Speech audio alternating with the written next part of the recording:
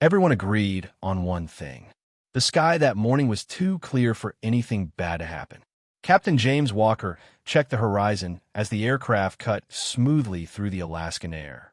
Beside him were Lieutenant Aaron Cole and Flight Officer Noah Reed, three experienced Air Patrol officers on a routine surveillance mission.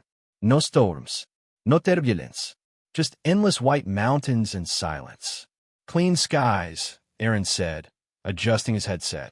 Let's finish this and head home, Noah replied. Then the compass began to spin, not violently, not enough to trigger panic, just enough to feel wrong. Within seconds, the radio crackled.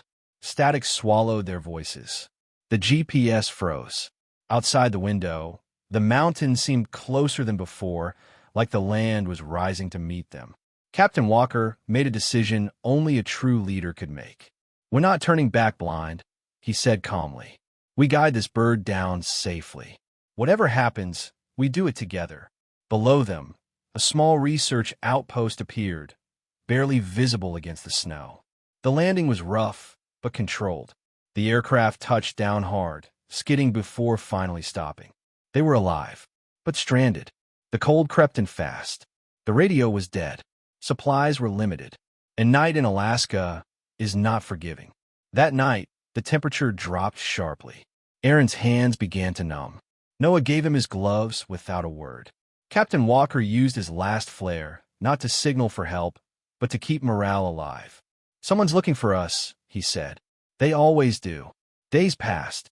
They rationed food, took turns staying awake, shared stories of home, faith, and the reason they chose to serve. When Aaron collapsed from exhaustion, Noah carried him through the snow until his legs gave out.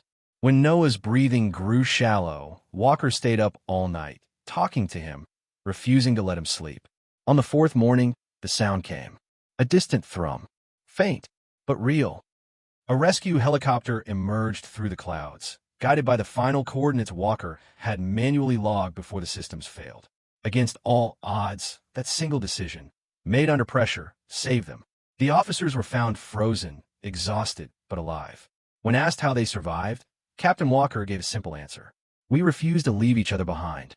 Back home, the story spread, not as a mystery of disappearance, but as a reminder of courage, brotherhood, and leadership when the world goes silent. And somewhere in Alaska, the sky is still clear. But now it carries a story. Before you leave, I have a quick question. What would you have done in that silence? Panic, or protect the people beside you? Tell us in the comments, and subscribe for more stories from Mystery Couch Tales.